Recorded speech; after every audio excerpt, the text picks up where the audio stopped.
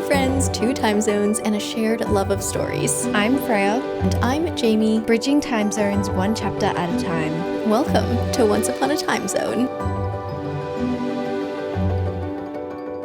Hi everyone, welcome back to Once Upon a Time Zone. Today we are doing, I guess this is where all of our kind of mid-year check-ins start. We're kind of doing a little mini one.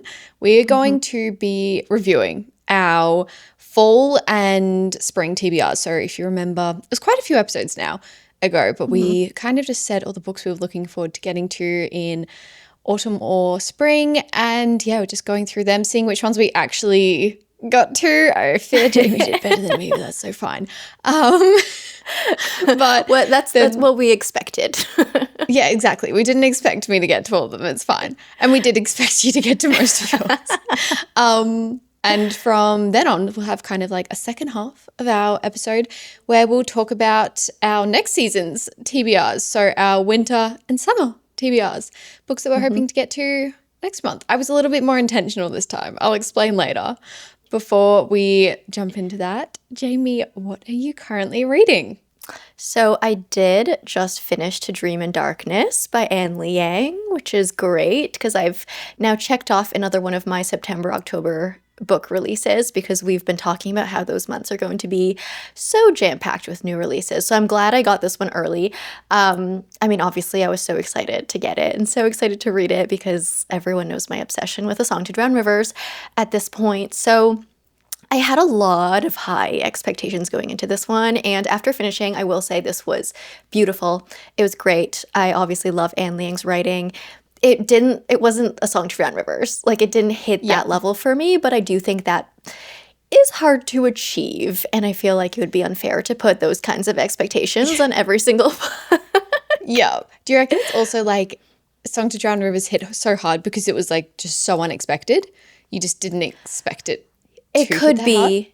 Yeah, because I didn't know who Anne Liang was as an author. That was the first book I ever read from her. It was just, I didn't really look it up at all. It was just, I received it in the mail from the publisher. It was an art copy that I got. And I had no idea diving into it, like what it was going to be about, what it was going to be like. But I was just like, wow, this book looks so gorgeous, like on the outside. So I just started reading it, and yeah, it was so unexpected that it just it did hit me so hard, and I was expecting the same things from this, and I think there were a lot of strengths, like similar things that we saw in A Song to Drown Rivers. I just think the yearning, the aching, I didn't feel as much in this one. Haven't even said what it's about. For those of you who don't know what this book is about, this one is another kind of mythological fantasy romance from Anne Liang. So this one follows the god of healing, and she has been targeted by the god of death. I don't know why I always have such trouble saying the synopsis. The god of death is after her because the god of death is fated to kill the god of healing. When they come face to face, though, the god of healing notices that death has a curse placed on him. So she makes a bargain with him. She's like, hey, I'm the god of healing. I can help you heal this curse if you give me 1 more month to live. And so they strike this deal, and, they have to spend time with each other as she figures out how to heal him. But there's always this impending thing of like, okay, what's going to happen when this month ends? Which I think I love books like that when there's a set timeline and we have this date looming over us. But yeah, as they spend time together, they get involved in all of these celestial court troubles, and the story goes from there. And there is actually a really unexpected secondary plot line that comes in, which I actually enjoyed the secondary plot line more than I enjoyed the main plot line. Like that, I wanted to hone in on that. That was my jam. That was where I was feeling like we could get A Song to Drown Rivers level in the secondary plot, but it kind of stayed the secondary plot. So yeah, for me, that was where the strengths were. But yeah, overall, beautiful writing. Anne Liang writes in a way that is just gorgeous, but also simple, which I really enjoy. And I was noticing while reading this one, she does food descriptions so well. And you know me, I am a foodie. I love reading about food. And It's to the point where like every food item is described in like, oh, what does it smell like? What Oh, what does it look wow. like? What does it Yeah. smell like? And for me, like it's not annoying because I love that and it just puts me in a room.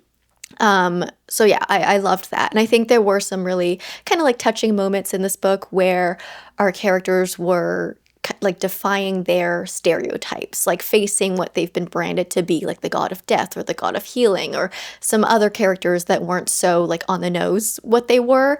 It was kind of Yeah. challenging like the holes that people have been placed in and fighting against that. There was some school educational critique stuff as well, which I found interesting. But yeah, that was To Dream in Darkness. I'm glad I read it. It was beautiful. I love Anne Liang.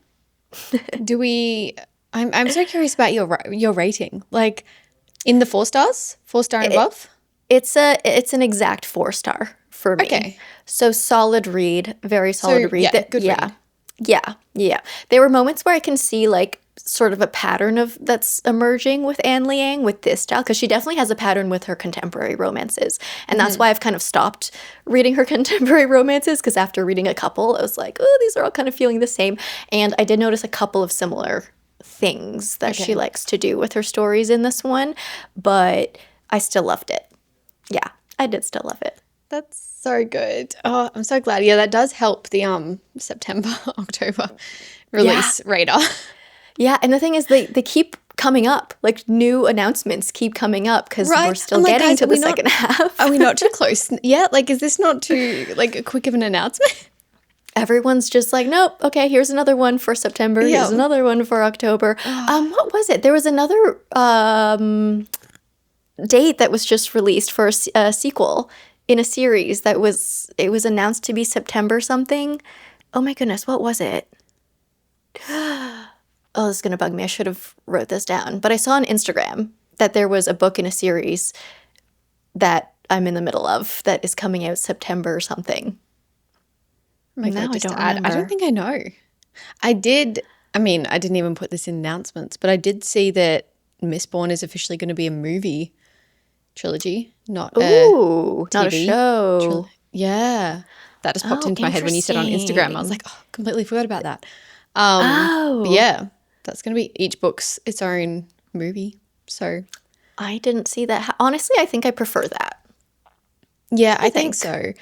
I think we've learned, and I'm sure we'll get into this in a second, but we've learned that I feel like TV series, they feel the need to add more. And sometimes that's not necessary and it can kind of take away from things. Like that's an already complicated plot. We don't need more. So Yeah. hopefully it'll be good. Yeah. Okay, wait, we need to talk about some TV adaptations. But before that, what are Yeah. you reading? Guys, you'll be so happy with me. I'm reading Golden Sun by Pierce Brown. And Yes. I'm not gonna lie. I struggle every time I get into his books. I'm like, what is this world we're in? Like, Yeah. it doesn't click with my brain very well. But I will say, I made myself sit down and read like 100 pages. Like, that's how I started it. I was like, I know that I'm not going to, like, this isn't going to work if I read like 10 pages here, 20 pages there. So I made Yep. myself sit down and read 100 pages. And I feel like at the 60-page mark, I was like, whoa, I'm already at 100. Like it started to speed by, guys. It started to, Yay! and I feel like I actually enjoy his writing to read more than I do audio, I think. Just the way words are like, he like forms sentences. I can't explain it, but it almost gives So me like, well. it's like almost gives me Shakespeare vibes. Like he puts the words in places that I wouldn't, you wouldn't just normally say. It's almost like it's a play or something. Like that's what it reminds me of sometimes, not all the time, but just in the way that the characters speak to each other. I'm like, Yeah. oh, this is how I would say that. How have you like made the same sentence so like such a basic sentence sound so much cooler just by rearranging the words? Yeah. So It's like very interesting. epic. It's like very an epic battle way of speaking. Yeah, I don't really know how to describe it, but it's like, wow, you're a hero when you read it. I think I'm going to enjoy this one a lot more than Red Rising though. Like only Yay. 100 pages in and I'm already, I don't know.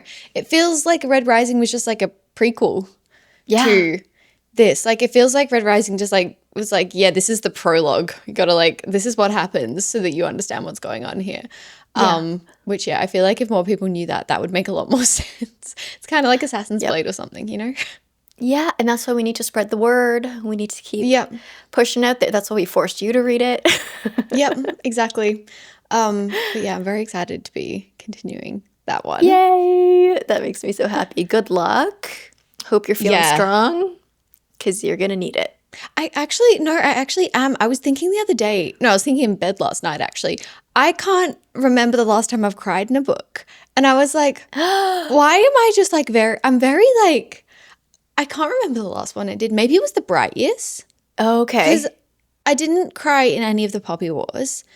And then I was like, why didn't I cry in them? And I was getting mad at myself. And then I was like, wait, when was the last book I cried in? I think it was The Bright Years. That was like months ago. So I'm like, I actually kind of feel like I could just pick up anything right now. It's kind of a feeling like I don't have to be too scared. I'm like, well, I might cry and great if I do, but I might not. I might just feel nothing. No, I do feel things. I just haven't actually like bawled my eyes out. Yeah, I guess you're building walls. Yeah, I know. I don't know what's going on here. Anyway. Yeah. All right. So last week, we had a new TV series release every year after, which is based off every summer after. I don't know why they've changed that name, but anyway. Do you know? I've heard like there are rumors where they didn't want to be so closely related to The Summer I Turned Pretty, but I feel like that I don't know if there's any merit in that. I do think though that because they want this to be, I think they said 5 seasons long. I'm guessing they put year after because they don't want to confine themselves to just like summer. Is it the first book? Like, is the first season the first book, or is it not 5? Yeah. The first season is the first book. Guessing season 2. I don't think anything's been officially greenlit, but this is what they're planning. Like they're not go ahead for the next season, but like they've kind of structured this in their heads. I don't know. That's what I heard. How many books are there in this like interconnected world? 2. Yeah, that's what I thought. I was like, there's not a lot, is there?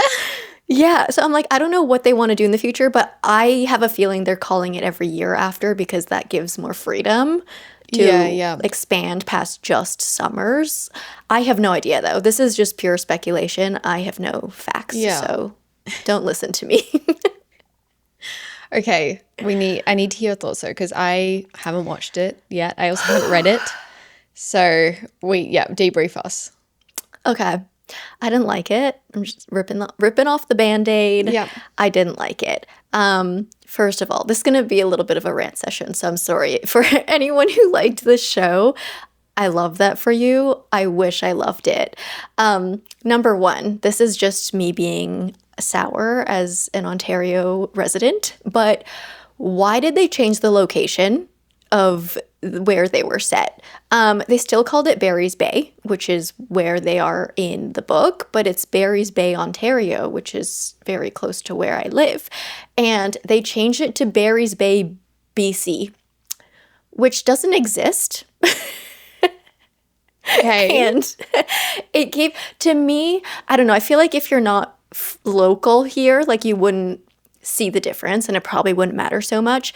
But as someone who lives here and as someone who supports Carley Fortune, even though like her books aren't perfect for me, I support her. I love her because she's like spreading the word about like the awareness about Ontario wilderness and how cool our cottage country is. And there's just this sense of pride. And her books, I feel like I always say she's so good at creating the vibe and atmosphere of her books.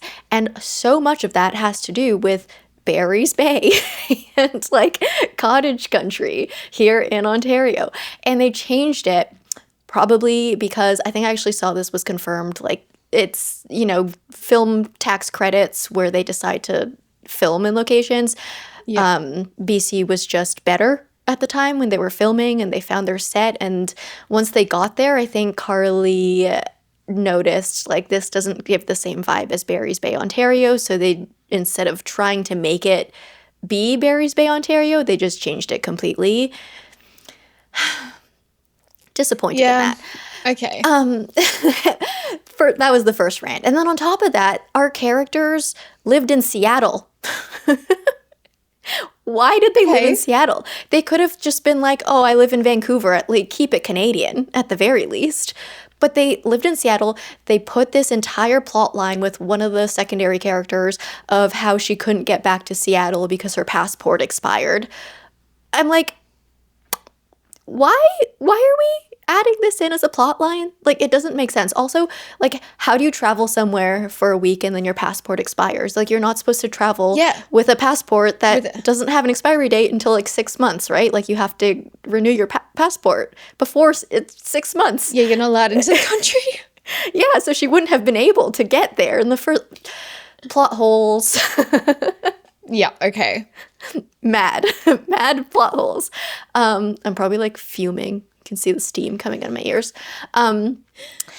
There were definitely some similarities that they were trying to make it more very aesthetically like The Summer I Turned Pretty in terms of the vibe, the color grade, the music choices, even some of like the tropes and plot lines in the story. They changed them in the show to kind of feel more like Summer I Turned Pretty, with kind of the love triangle thing with the brothers, which like there was a bit of that in the book, but it wasn't a big focus. It was just kind of like an oops kind of a thing, but they really like made that a big like focus in the show.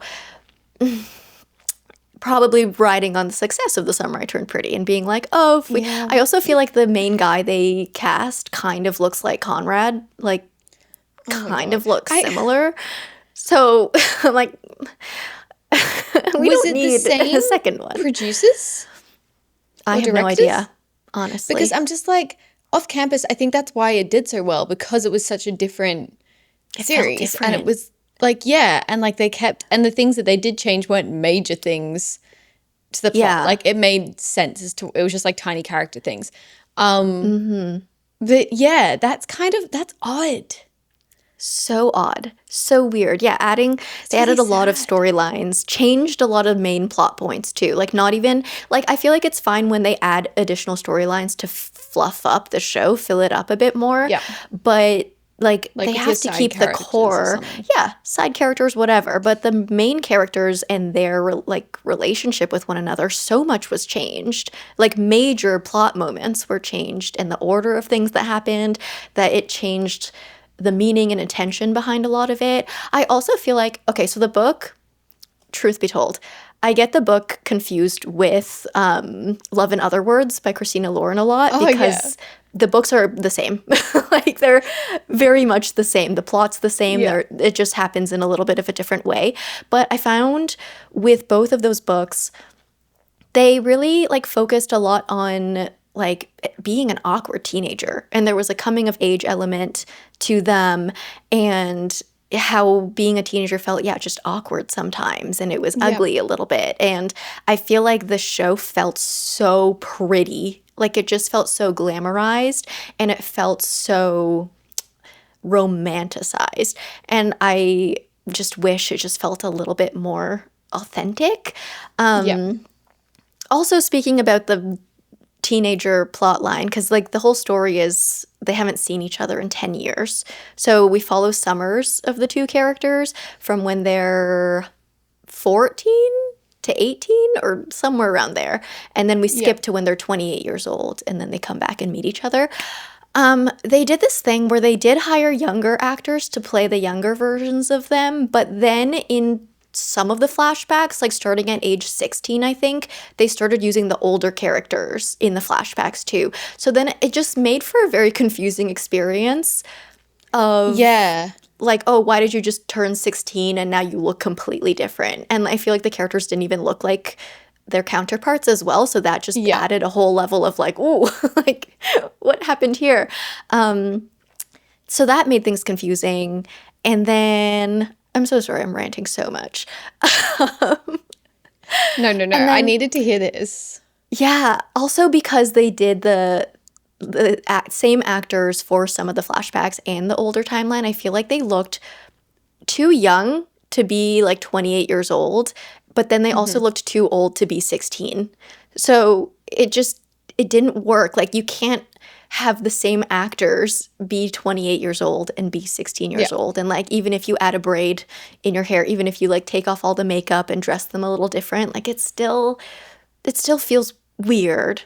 It does. Yeah. So I don't know. There was a lot I didn't love. I also I feel like the audio wasn't good. It was one of those shows where you couldn't really hear them, like what they were saying sometimes. Yeah, that's like the audio that mix irritates me so much. and that's what I liked about Off Campus too, is you could hear them.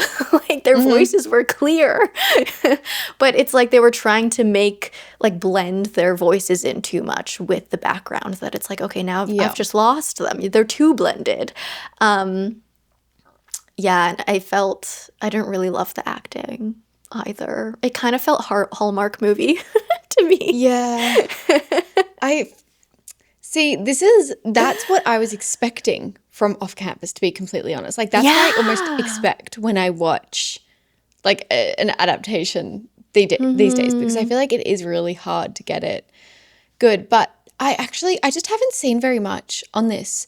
I don't think many people have actually like committed to finishing the series, from what I can see.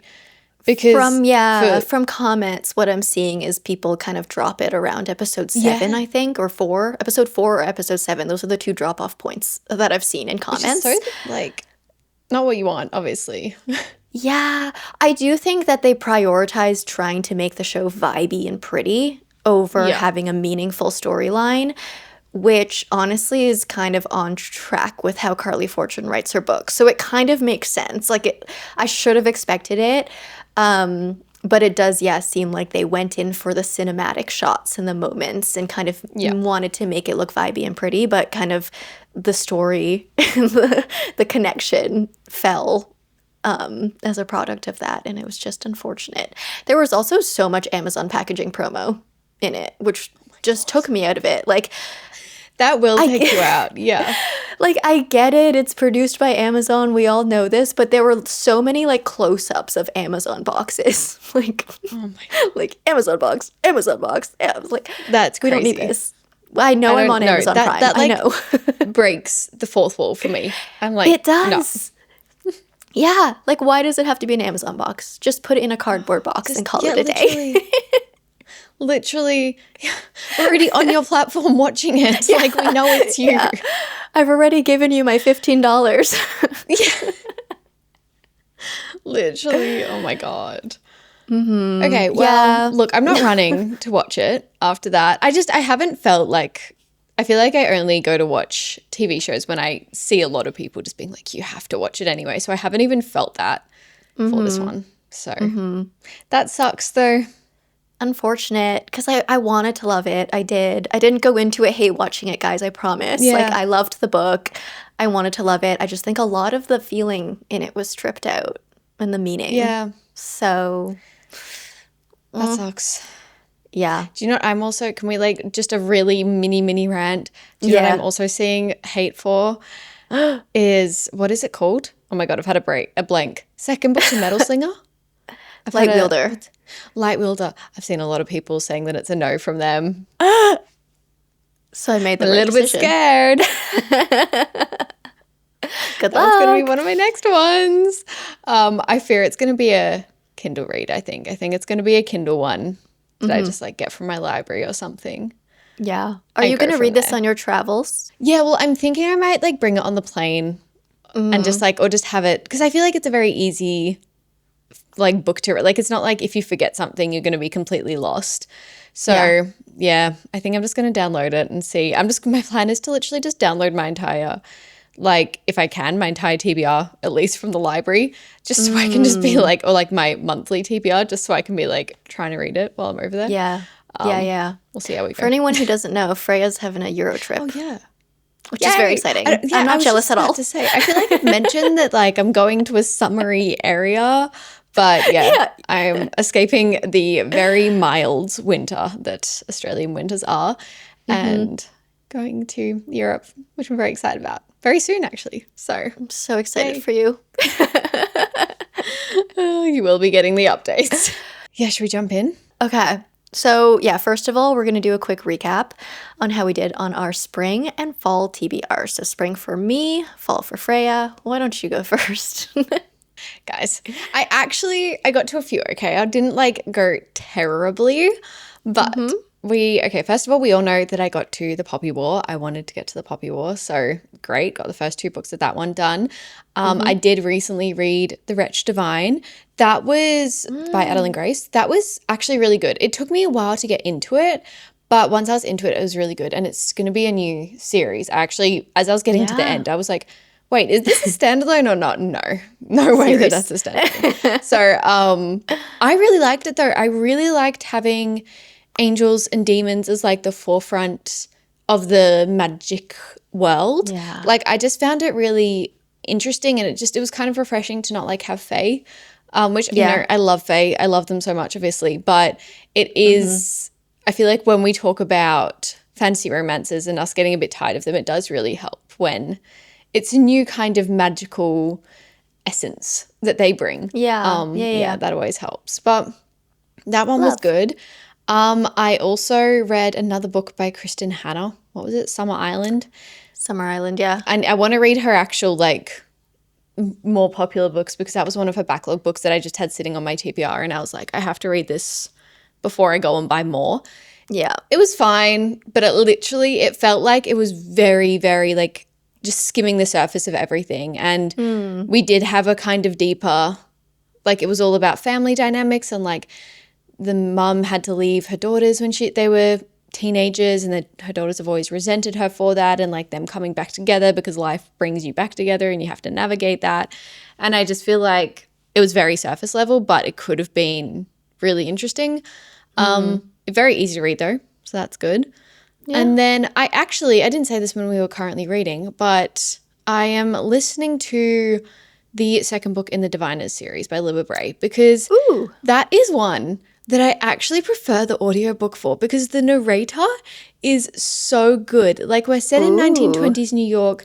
We also have like some people who have migrated from New Orleans, and so she does the New Orleans accent so well, and then like the classic New York accent, and I just like, it's so immersive. It's like literally one of my favorite audiobooks I've ever listened to. So I think I'm about halfway through that one. I've just kind of been slowly listening to it in the background. You said there was like singing in this one, right?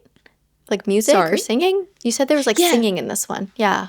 There's like the creepy singing songs. They're like so creepy. It's like they sing them in like when they're doing like Ouija boards and stuff. And so it's like creepy. It's really creepy. And then like the villain sings them. And like if I was listening to this when I was younger, I actually think I would have had nightmares. Like it's those like tiny little things that make you uncomfy, and you're like, I don't want to. But it really adds to it. And I feel like just the 20s in New York, everyone was very obsessed with like, you know, jazz and everything. So music plays a pretty central role anyway in this. And I'm really liking it so far. We're also delving into like some more like political and economic issues that were pretty present in the 20s, which I wasn't expecting for a YA series, and talking about like literally like immigration and everything, and how that was really hard for some people, and like how, you know, New York was really just like becoming a lot more multicultural, and just things were changing, and the economic state was changing in the 20s. So how that affected everyone. And it's really interesting that they've kind of put it in there. It's definitely in the background, but when you focus on it, it's quite, I don't know, it's like just nice. It adds a bit more cultural depth to it, I guess. I love that. But yeah, so I didn't make it to Bury Our Bones, which very high up on my TBR. Belladonna, which I couldn't find anywhere, so that's the reason I didn't, like, it wasn't in my library either. Weird. I'm having problems with finding books at the moment. Anyway, and Wolf King, because that got taken off Kindle Unlimited. And I will say I have cancelled my Kindle Unlimited subscription now. I'm like, you guys keep taking off the good books. I'm done. I'm not having this. Switching over to Kobo. We're all Kobo. Literally, no. I'm very tempted to. I think maybe after Europe I might think about it, because like maybe towards the end of the year. Because I'm a little bit sick of it, you know? Yeah. No, totally fair. I'm a Kobo girly now, so totally get it. So yeah, I feel like I did better than I was expecting. Like when I looked at this a few weeks ago and I was like, oh my God. And so I kind of prioritized a few of those reads. But yeah, I just forget about my TBRs, to be honest. Or I focus on one other TBR instead of like an overarching TBR. I'll be like, oh, I've got to get my monthly TBR, when in reality, I should be teeing those two up. We learn our lesson. It's fine. Anyway, You did. How you did you more go? than half, though. More than half is good. So that's like, I'm starting to get better at TBRs. Yeah, we love that. Improvement, progress. Yeah. I did read all of mine. So, as expected. I would as expect expected. nothing less. I will say, though, I usually do put less priority or like less intensity on seasonal TBRs versus monthly TBRs. Like monthly TBRs, I will guarantee 100% read all of them every single time. Seasonal are more of like what I want to guide my next few months with. Yeah. That being said, I did read all of them. So, Yesteryear was one of them. Did read that. I don't think I need to talk about that. Everyone knows I've been talking about that for a long time. Wind and Truth, I did read. Also have talked about that a lot. The Good Parts, also talked about. Did I talk about that on the pod? I've talked about it a lot on the channel. Yeah. Briefly, though. I think so. Yeah. Very interesting. Loved it. So this is by Evan Normandin, a debut author. We love supporting debut authors. But yeah, I loved how this one, for anyone who doesn't know, it's an amnesia trope romance, but it actually focused a lot more on the literary side of things and explored what causes people to want to erase their memories, because in this world, this version of our world, we have a memory erasing pill that's become kind of the new fad. And so people are choosing to erase their memories for various things, whether to like because they can't deal with some trauma that they have, or, you know, to forget someone, to kind of like move on to a new chapter in life. A lot of people are choosing to take this pill. And throughout the book, we actually explored that a lot. We had these support groups where people would get together and literally talk about taking the pill and how they feel now. But there was kind of an eerie sense to it, because everyone who took the pill kind of had this really happy-go-lucky attitude, because now it's like, oh, they don't have a care in the world. All of their baggage is dropped. They don't have it anymore.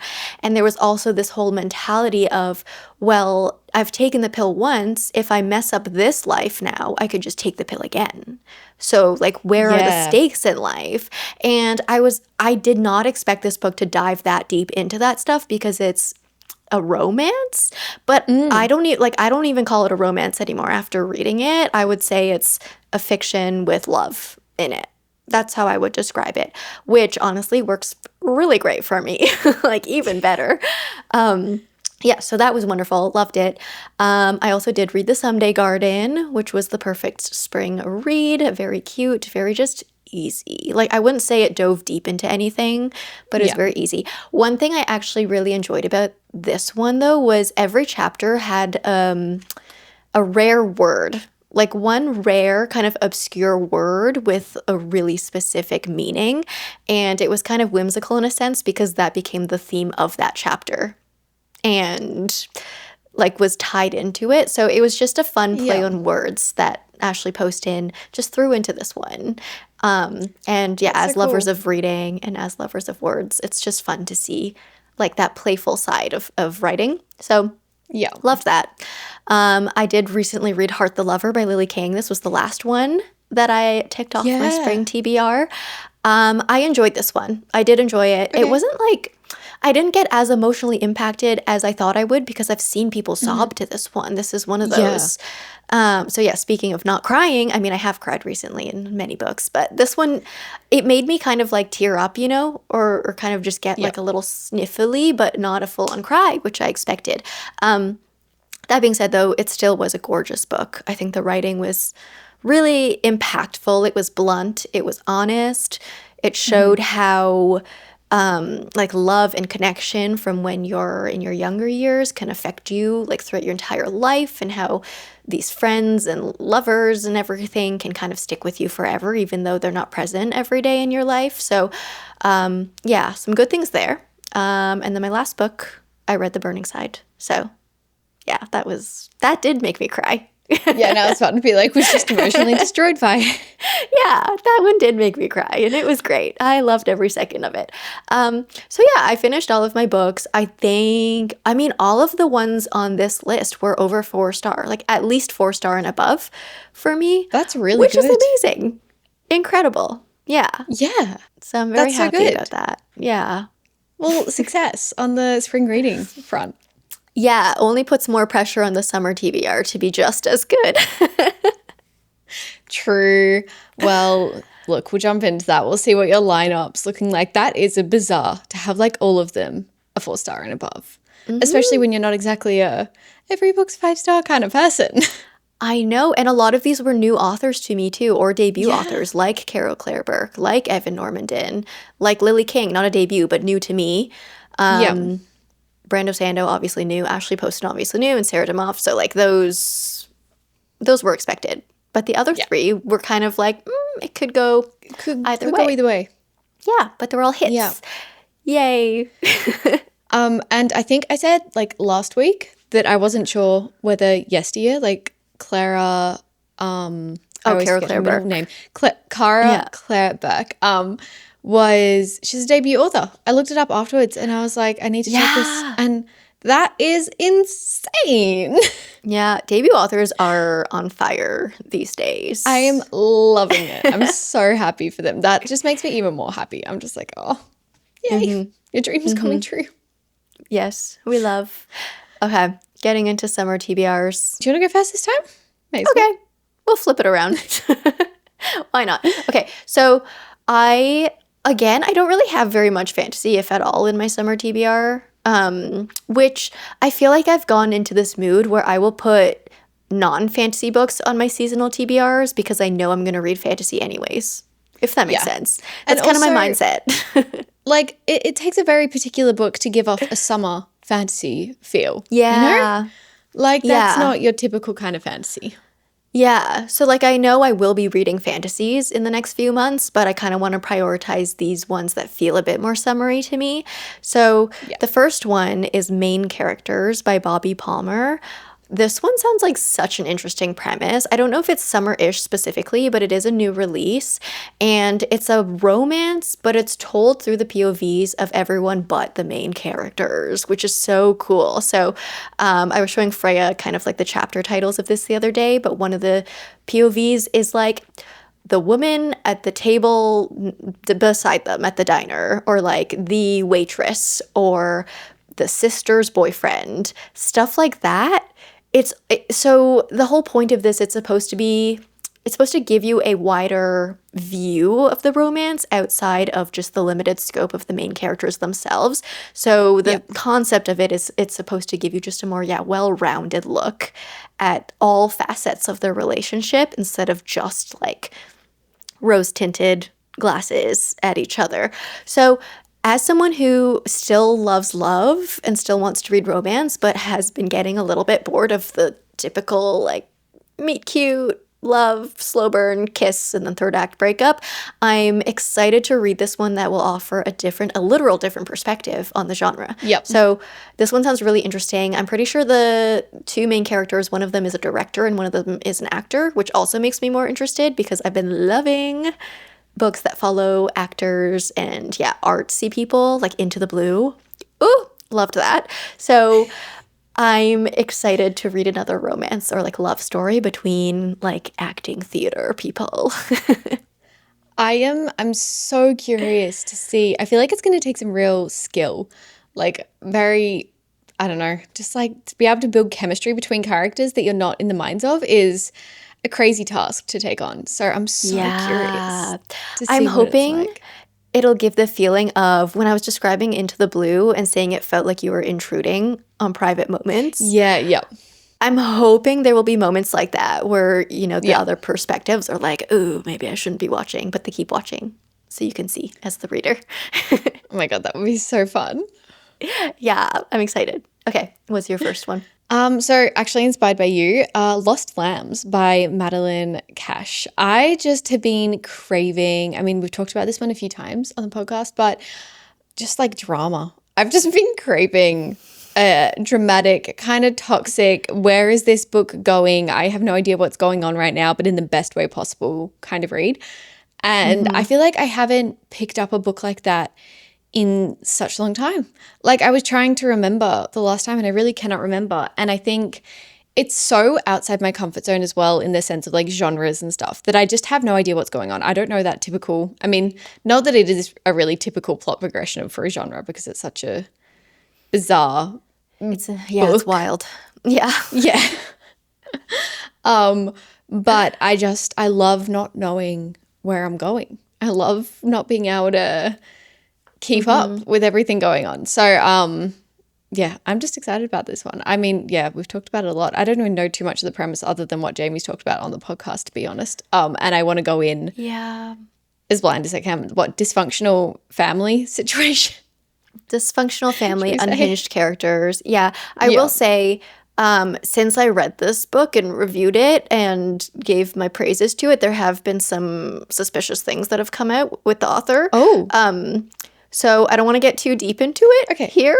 Yeah, I'll I would say, I would say for anyone who wants to get into it, research about the author, and then you can decide for yourself if you want to read it or not. Like I always leave the choice to the individual because like I know everyone has different comfort zones with authors that they read and support. So I'm like, I will leave the choice to you. Thank you for pointing that out because this obviously is not on my algorithm. Like the only reason I know it is because I've seen it at the bookstore and then you talk about it. And I remember last time you brought this up, we were talking about that Sally Hepworth book. What is it called? Which one? But I saw them next to each other. I'm like, my brain is having blanks today. But I saw them next to each other and the UK / like Australian covers are literally the exact same. Like they are literally the exact same. Mad Mabel. But with Mad Mabel, yes. But one is a toy lamb and one is a little scary girl. But like everything else is the exactly the same. So I did look up. Every time I see them, I'm like, wait, which one is it? Yeah, no, I did look up those covers after you mentioned that. And I was like, wow, they do look the same in your country. Right? So bizarre. Anyway, okay. Well, that's a possibility. You know what? If that one doesn't work out, I'm very happy to sub it for Best Offer Wins. Because I'm just craving the drama. I'm just craving we're just craving like some what is going on right now. And are you crazy? A little bit. Yeah. Love that. Okay. Sorry to like next one off your list. Yeah, okay. It's possible. I'm not sure about that one. Anyway, go on. We'll look more into that. My next one is Good Joy, Bad Joy by Mickey Brammer. I think I brought this up once briefly, but this one is a contemporary fiction where we follow two friends who are in their 80s. And one of them has always been the wild one, like outgoing, goes on adventures, and one of them has always been a little bit more just, controlled, restrained. What's the word? Calm? I don't know. More structured.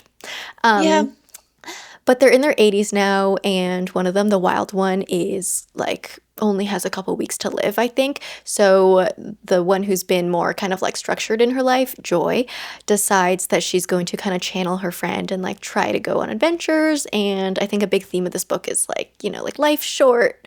If you only have so long to live, why not go on these adventures and have fun? And I love reading about old people.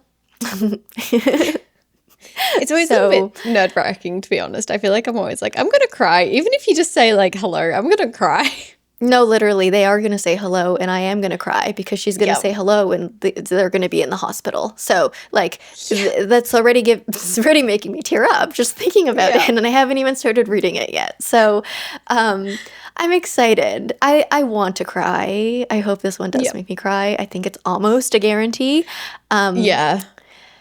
Yeah, but hopefully it'll be like an optimistic, like, I guess bittersweet cry, but overall positive. I think those are the vibes that this book is bringing me. But yeah, I'm excited. I think this one's going to be great.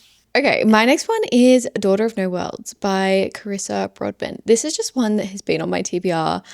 It's never one that's like stood out to me because I read Serpent and the Wings of Night, loved it, thought it was such a fun time, didn't love the second one. And I feel like, and I also didn't love the little novella that you read, like 6 Scorched Roses or something. Most people love that one. Yeah, which most people are obsessed with. And I just kind of was like, I don't know. Novellas are pretty hard for me. Like, it's pretty hard to get a good novella for me. I'm pretty picky. But yeah, I feel like that kind of put me off Carissa Broadbent for a while. And then I was like, I was doing my TBR actually, and Mads picked this one for the month. And I was like, you know what? I really need to get to this one in winter. It's a fantasy romance. I feel like everyone knows what it is, but it's a trilogy, basically following, like, the actual magic system seemed quite cool. It's like based off these like gods and stuff, I think. It was different to what I expected. Ooh.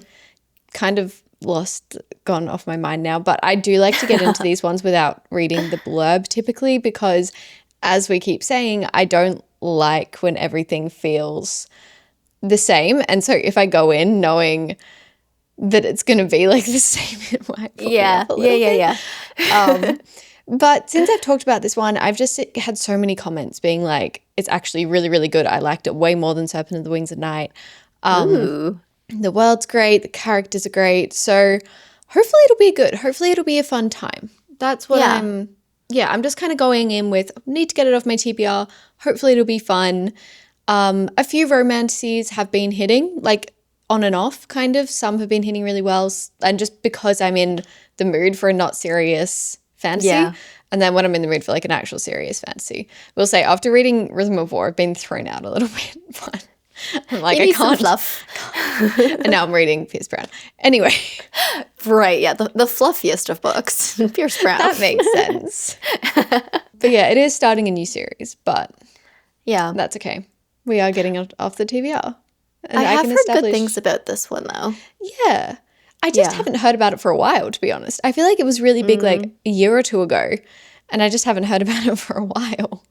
Yeah. So anyway, fingers crossed. But yeah, that's the next one for me. Love it. If it's good, it'll stand the test of time. So hopefully it's still good. Yeah. Okay. My next one, we talked about this one in our, our May reading wrap up plus June new releases.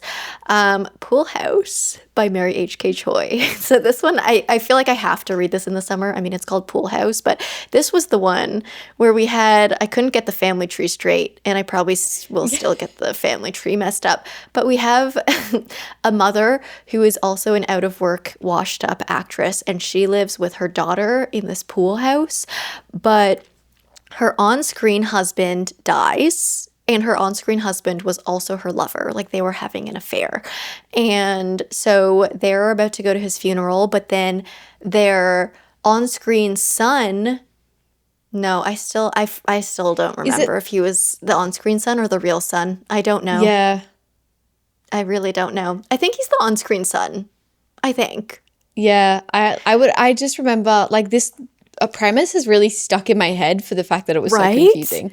Yeah. So let's say it's the on-screen son. It's the son of some sort of the deceased on-screen father. Comes to stay with them for a bit so they can attend the funeral together. But it's kind of awkward because the real-life daughter has always had a crush with the on-screen son. So she's like, hey, I kind of like you. And they're like all living in the same house together, and they're trying to play act as a regular functional family, but they're really not. So I don't know. I think it's going to be kind of messy and weird and awkward and bumbly, and I'm excited. I can't wait to just like dig in. It's like going to be it's a reality show, but lit fic. Like celebrity gossip. Yeah.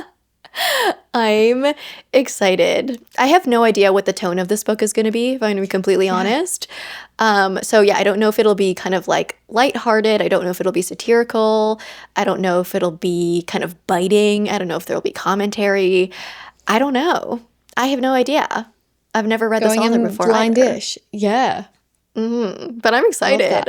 I don't know why I'm so excited, but I am. No, it's intriguing. Like, as we talk about so many book premises, and a lot of them do just like trickle out of my mind, but that one stuck in. It sticks. Yeah, can't get the family tree straight, but it sticks. Yep, there's something going on there. Okay, speaking of premises and lack of premises, I feel like so many of these books I'm just like, I'm going in for vibes. But this is Honey by Amani Thompson. I have been seeing this. I don't know if it's just in Australia. I'm starting to think she might be a local author. I'm not exactly sure. But it is basically about from what I can gather from the tiny, tiny little blurb on the back, a college professor and his student. And the college professor has been manipulating the student and stealing her research and everything like that. And she slips a bee into his coffee, I think with the hopes of just like causing him some pain or something. I'm not really sure, but she ends up accidentally killing him. And instead of feeling this sense of like dread and what have I just done, she's like, wow, I'm quite powerful right now. So that's the blurb. That I don't know where it goes from there, but that's literally the tiny little blurb on the back. So I'm not sure what it's going to be about, but I have seen a few booksellers I know, and just like in the bookstores, you know how they have the little staff recommendations? Yeah. I've been seeing a lot of them saying it's like a super addictive read. You can't put it down. It's also pretty short. I think it's only like 300 pages, maybe under. Really fun cover as well, which always intrigues me. But it just sounds like a bit of a messy, and like, again, you're kind of going to be questioning what you think of your main protagonist and whether they're on the right side of things.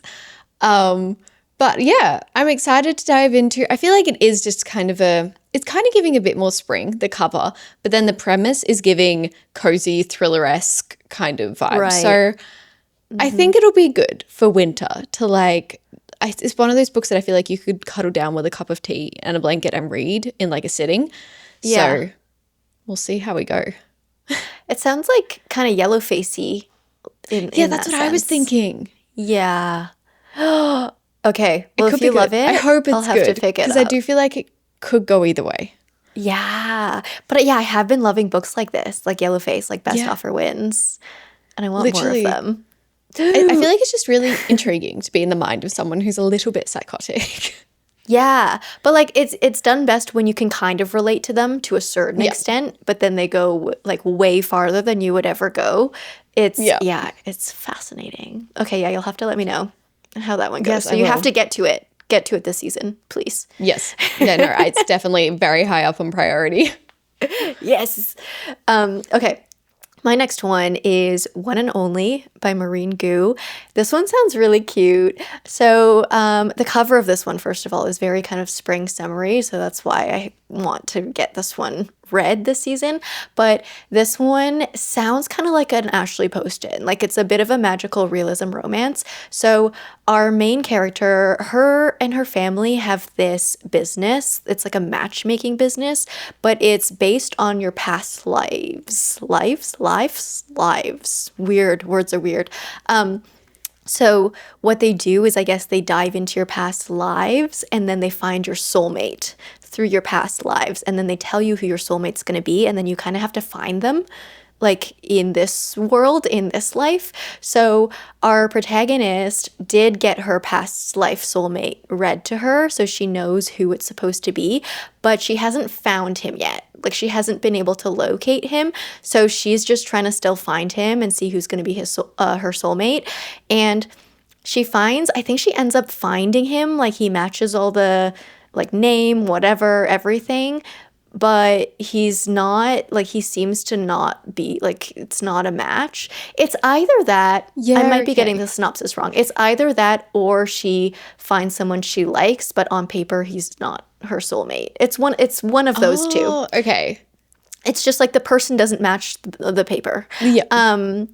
And then, yeah, she has to figure out, like, if this is the guy or if this isn't, and if the whole soulmate, past lives thing is real. It sounds like another interesting concept. It's like another spin on romance.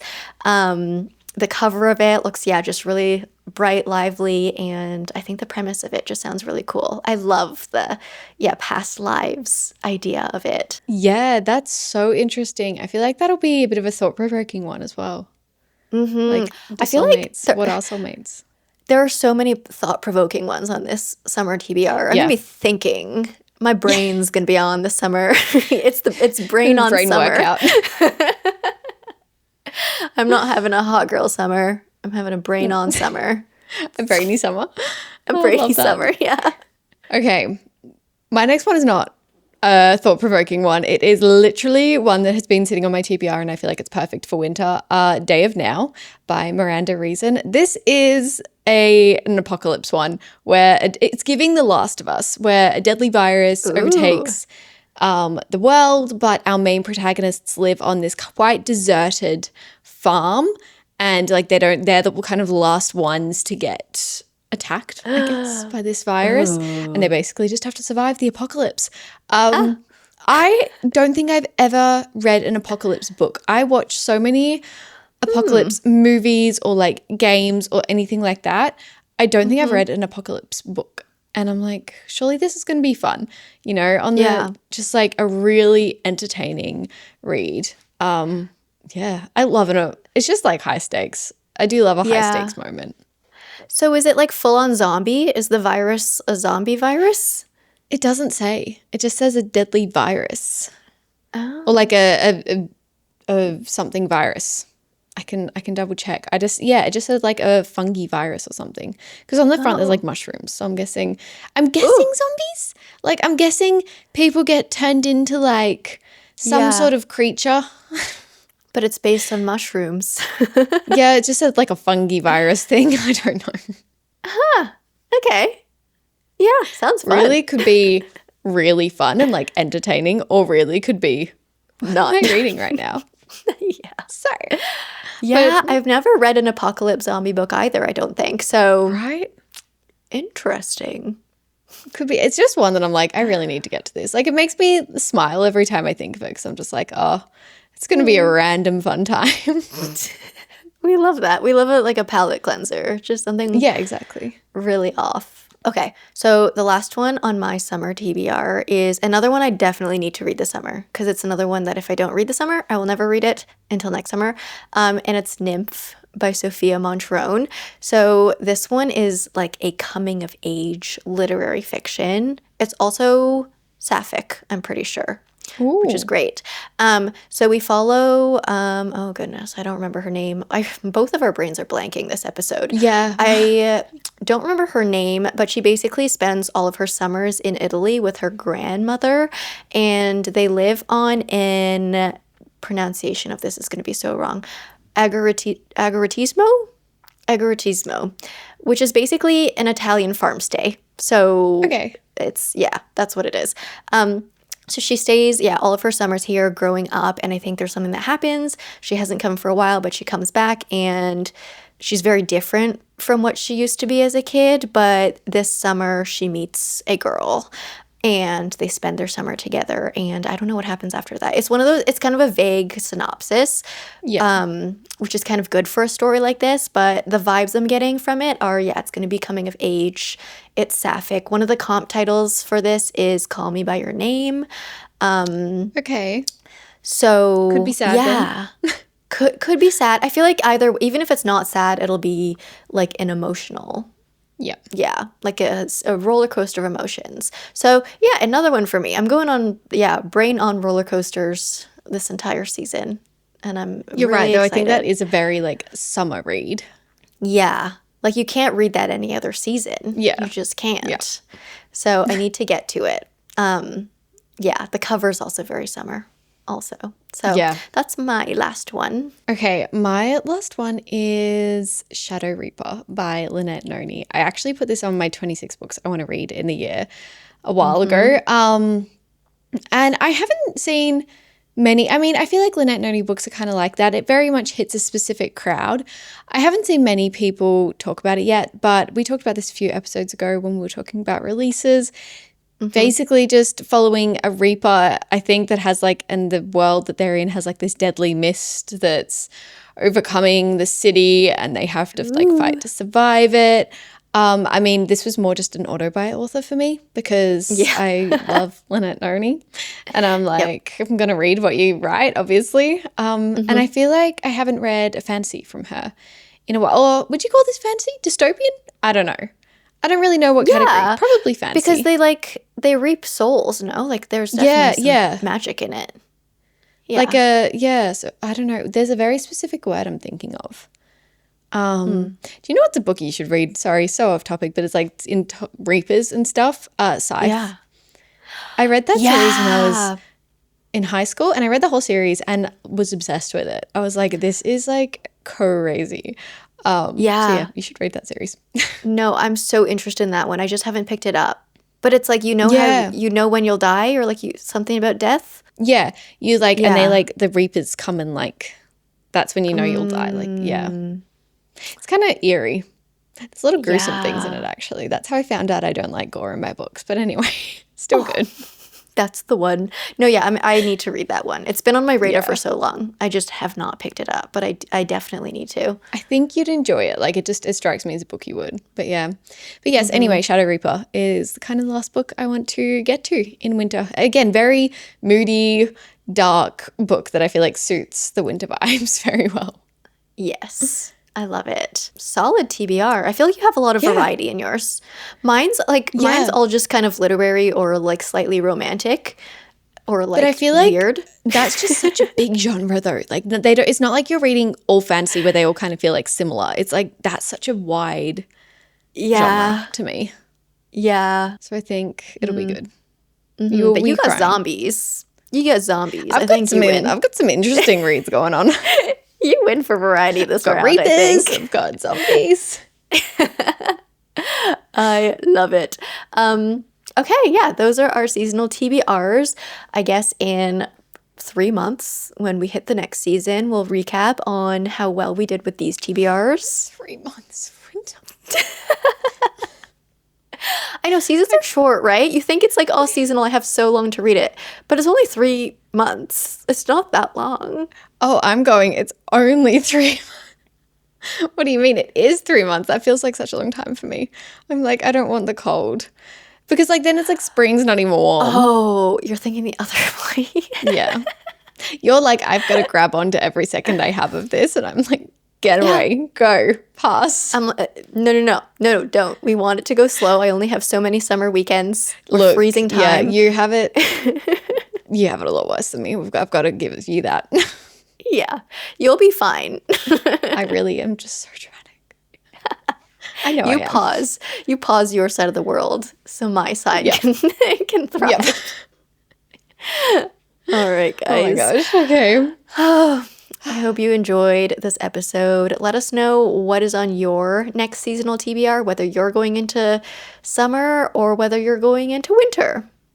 Or if you're going into another season. I don't think is that possible? Or if you have no seasons.